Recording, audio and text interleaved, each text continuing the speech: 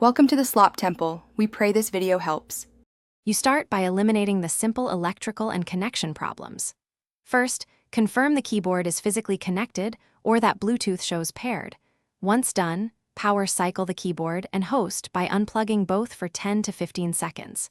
Use a different USB port or plug the keyboard into another computer to determine whether the fault follows the keyboard or the original machine.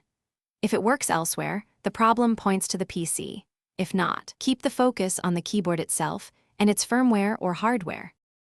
Now inspect the software layer. Open Device Manager and reinstall or update the keyboard driver, because a corrupt driver often blocks input. Make sure your operating system's keyboard layout matches what you expect, and check accessibility options like filter keys, sticky keys, or slow keys. Disable them if they are active. If the problem began after a recent update or new software install, uninstall that update or disable the conflicting application to test. Once done, reboot to apply driver changes and settings cleanly before testing again.